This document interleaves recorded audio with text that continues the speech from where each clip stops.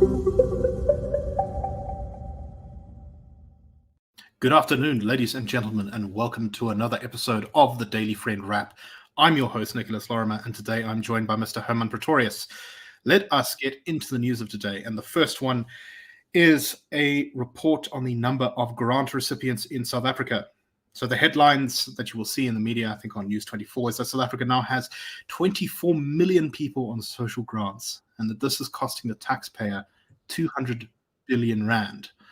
That's a pretty significant amount. That's per year, 200 billion rand per year. But to make matters more complicated and more burdensome is that that does not include the 8.5 million people who are receiving the social distress relief of distress grant, which was instituted during COVID. So there are more than 27 million beneficiaries monthly, accounting for about 45% of the entire population. Now, the social relief of distress grant is a very small grant. It's only about 350 rand. I think it's the smallest grant you can get. But that's costing something at least around 30 billion rand a year. This is not great, but what makes it even worse is that the country's social grant system recently has had some significant glitches. So not only are we paying all of this money, but not everyone who's supposed to be getting a grant is even getting the grant in the first place. There was a problem with Postbank software, which affected something like a third of the people who get grants. And the situation was so bad that you had sort of old ladies who depend on their social grant pensions being unable to afford a taxi back to their house and having to sleep outside of the offices, the Postbank offices, until the issue was resolved. I believe the issue now has been resolved. It took a little while. I think it was a couple of weeks. But Herman, this really doesn't seem sustainable. We need to be getting people in work, not people depending on government handouts. And yet our restrictive labor laws, our terrible policy, it means that people just aren't able to get jobs. Yeah, it is a real disaster waiting to happen, and perhaps even happening in slow motion here. We've got roughly 16 million people in employment, and we've got 27 million roughly on grants. Now, as you said before the show, there is some overlap, people who are in a form of employment in the informal economy and yet claim grants. But the point is, we can clearly see that the number of grant recipients outmatch the number of active labor force participants. Now, that's a problem because it's your labor force participants, the earners, the value adders, who become the taxpayers. And it's from the tax-paying base that you get the ability to pay grants. Now, grants in and of themselves aren't a bad thing. It really depends on how they are utilized and what they incentivize. But what gets frustrating about this government is every time the number of grant beneficiaries grow, they brag about it. They announce it to the world as if it's something wonderful that more and more people are becoming state dependent. That isn't sustainable. You can't have a situation where you have less input in terms of value add than you have output in terms of social support. Social support at its best is this net at the bottom that catches the very, very poorest and the most vulnerable. But because you can't even sell sandwiches in Johannesburg inner city and earn an income that way. Remember a few years ago, we had the Sandwich King literally having his sandwiches that he was selling during lunch hour confiscated because he wasn't in line with municipal bylaws.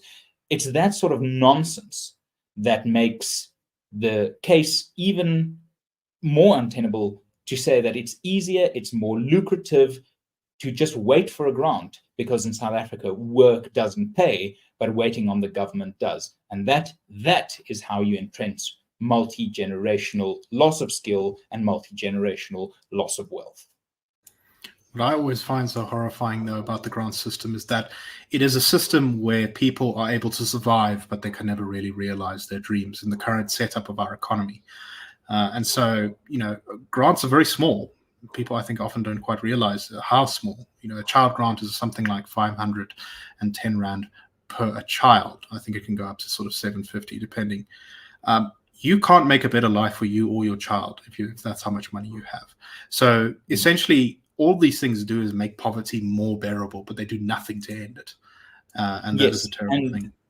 And they disincentivize actually approaching the ladder of empowerment, because generation after generation becomes further removed from the idea that there's something other than a grant. There's something like an income. We've spoken about this before. It is thoroughly depressing. It is eroding at the social fiber of especially our rural South Africans.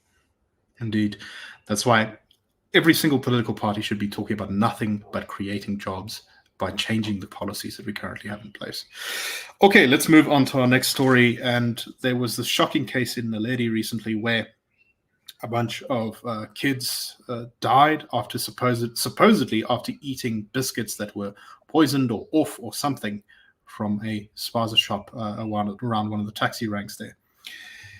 The spaza shops in that area happen to be foreign owned. It's not entirely clear whether the children did actually die from the biscuits or whether it was from something else, but there has been a significant community backlash on the suspicion that the foreign shop owners are to blame. And now Operation Dudula have shown up. They say they are going to close all of the foreign-owned shops in the area permanently, and they will not allow any foreigners to trade. Operation Dudula's spokesperson said the township economy belonged to South Africans. Quote, "We've also heard the secretary of the ruling party stating that it is reserved for South Africans, and while they're just saying it, they need to start practicing it. We want these people out of our townships because they are draining our economy."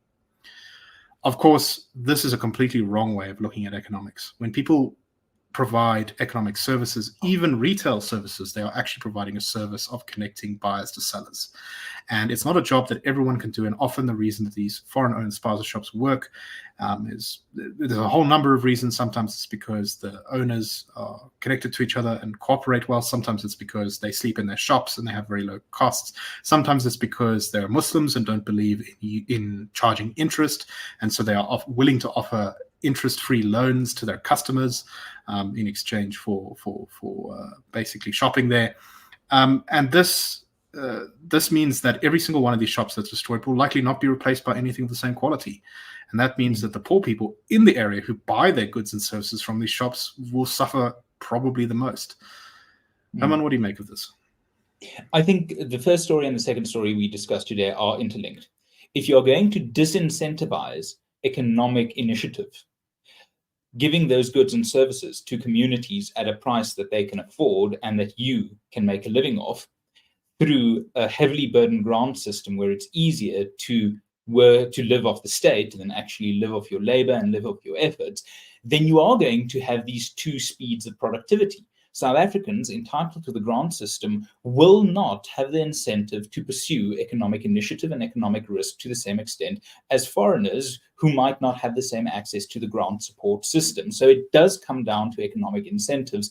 Oftentimes, foreigners engage in entrepreneurial risk and effort simply because they don't have other means of securing an income.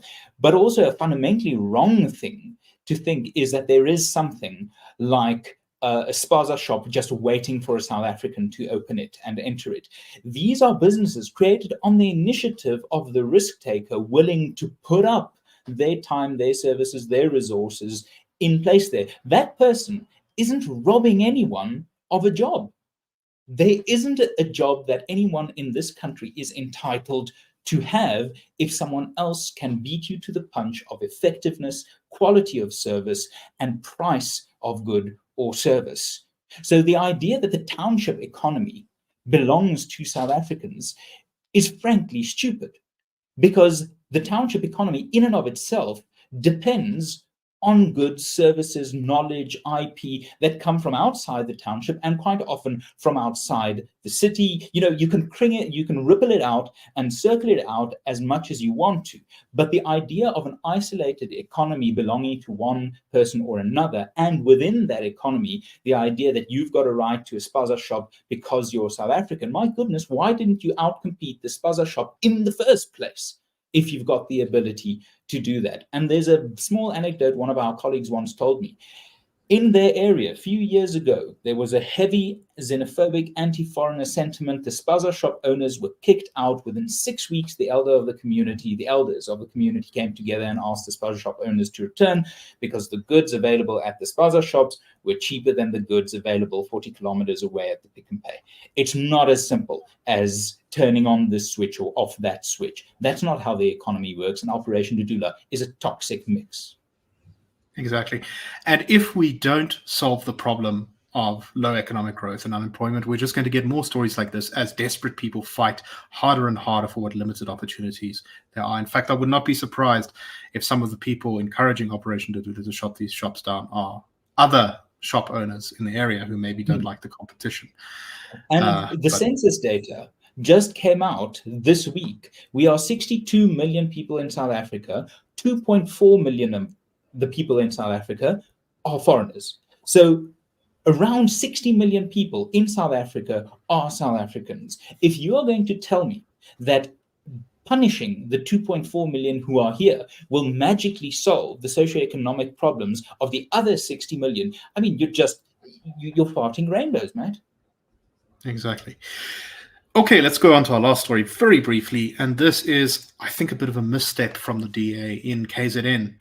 So as part of its efforts to win over support in KZN, it looks like the IFP and DA, if they form a coalition together, will be able to do quite well in KZN. They are hitting the campaign trail hard in the province. And one of the things they've done to launch their campaign in the province is, I think it was Martin Meyer, who's an MPL for the DA in the province, put out a statement saying that the DA has reiterated its calls to the provincial administration to place the city of eThekwini, city of Durban, under administration because it is in such a bad state. And the city is indeed in such a bad state. But this to me seems like a very poor idea. Firstly, it violates a principle that the DA has been kind of pushing towards, which is decentralization of power. Excuse me. That is something they're very focused on in the Western Cape. And it also undermines their experience in places like Gauteng, where the DA city of Tshwane was placed under administration by the ANC provincial government, and it really didn't make things much better in the city of Tshwane. Herman, what do you make of this? Well, to the DA, I would say, if you want to govern eThekwini, win an election in eThekwini. To the people of eThekwini, I would say, if you want another government, vote for another government. If you're going to have political takeover, coup by gimmick, then you are, setting the constitution on fire. You can't, in one hand, be the party of the rule of law and then the party of rule by whatever means are available to us. If you want to govern a city, win it. And if voters, if you want a different government, vote for it. It's as simple as that. Definitely. Okay, that's all we have to say today. So thank you very much for watching. We hope that you found the show interesting. And all I can say is that's a wrap.